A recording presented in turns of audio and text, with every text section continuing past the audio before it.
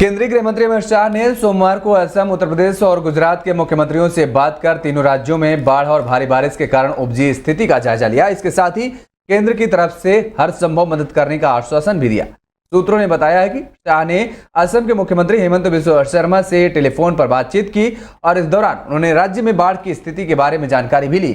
शर्मा ने मौजूदा स्थिति और अब तक उठाए गए कदमों के बारे में जानकारी दी है। वहीं उत्तर प्रदेश के मुख्यमंत्री योगी आदित्यनाथ और गुजरात के मुख्यमंत्री भूपेंद्र पटेल से फोन पर बात की है। केंद्रीय गृह मंत्री दोनों राज्यों में भारी बारिश के बाद नदियों में बढ़ते जलस्तर के कारण पैदा हुई स्थिति का जायजा लिया और शाह ने तीनों मुख्यमंत्रियों को स्थिति से निपटने के लिए केंद्र सरकार की तरफ से हर संभव मदद मुहैया कराने का आश्वासन भी दिया। आपको बता दें कि असम में बाढ़ और बारिश से जुड़ी घटनाओं में अब तक 109 लोगों की जान जा चुकी है। राज्य के कक्षार, चिरांग, दरांग, धेमाजी और डिब्रूगढ़, गोलपाड़ा, गोलघाट, जोरहाट और कामरूप मेट्रोपॉलिटन, करीमगंज, माजुली, मेरेगांव, नागांव और नलबाड़ी और शिवसागर जिले में 5,97,600 से अधिक लोग बाढ़ से प्रभावित हुए हैं। कि मध्य प्रदेश हाईकोर्ट के पूर्व जज रोहित आर्या सोमवार को भोपाल में आयोजित एक कार्यक्रम में बीजेपी में शामिल हो गए हैं। बीजेपी की सदस्यता लेने के बाद रोहित आर्या ने अपनी सियासी पारी की औपचारिक शुरुआत कर दी है। इस दौरान उन्होंने कार्यक्रम में कहा है कि लोगों को न्याय दिलाने के बाद अब जनता के बीच सक्रिय रहकर लोगों की सेवा का मन बना लिया है। जनसेवा की बात करते हुए रोहित आर्या ने कहा कि दुनिया के सबसे बड़े लोकतंत्र में इससे बेहतर काम और क्या होगा। बीजेपी के प्रदेश अध्यक्ष राघवेंद्र शर्मा ने भोपाल में रोहित आर्या को पार्टी की सदस्यता की शपथ दिलाई है और बता दें कि जस्टिस रोहित आर्या 3 महीने पहले ही रिटायर हुए हैं। उन्होंने 1 दशक से ज्यादा समय तक न्याय क्षेत्र में अपनी सेवाएं दी हैं। वे जज रहने के दौरान अपने कई महत्वपूर्ण आदेशों के लिए चर्चित में भी रहे हैं और यही वजह है कि उनकी न्याय देने की प्रक्रिया के कई वीडियो इंटरनेट में अब तक चर्चित बने हुए हैं। कई मामलों में उन्होंने सुनवाई के बीच में न केवल ठीक से बहस न करने वालों वकीलों को फटकार लगाई बल्कि अधिकारियों को आईना भी दिखाया।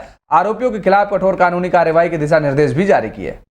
और राष्ट्रीय परीक्षा एजेंसी ने CUT UG के 1000 से अधिक अभ्यर्थियों के लिए 19 जुलाई को दोबारा परीक्षा आयोजित करने का निर्णय लिया है।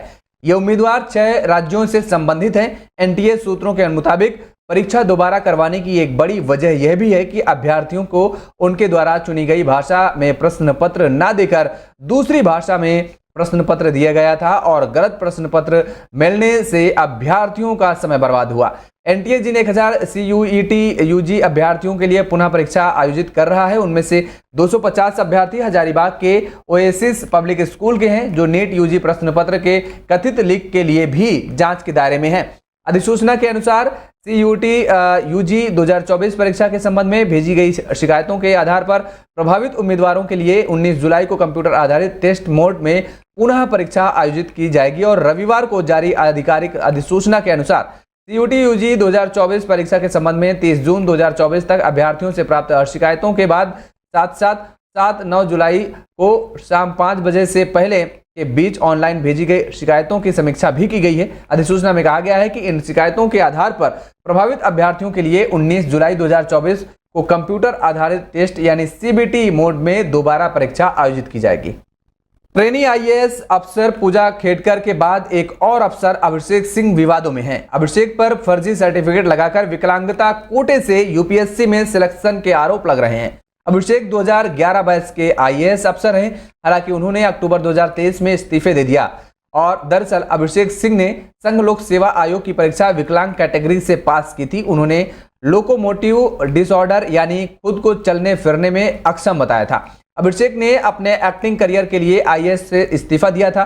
सोशल मीडिया पर अभिषेक के जिम, वर्कआउट और डांस करने के वीडियो वायरल हो रहे हैं। इसके बाद से विकलांग कैटेगरी के तहत उनके सिलेक्शन पर सवाल उठने लगे हैं। हालांकि अभिषेक ने कहा कि लोग मेरे खिलाफ प्रोपेगेंडा चला रहे हैं, इसे बंद करना चाहिए। सोशल मीडिया प्लेटफॉर्म X पर तमाम यूजर्स PWBD 3 यानी person with benchmark disability category के मानदंडों का हवाला देते हुए उनकी पात्रता पर सवाल उठाया, जिसमें सेरेब्रल पाल्सी, कुष्ठ रोग से ठीक हुए लोग, बौनापन, एसिड अटैक पीड़ित, मस्कुलर और डिस्ट्रॉफी और चलने फिरने में दिक्कत करने वाली अन्य कंडीशन शामिल होती हैं।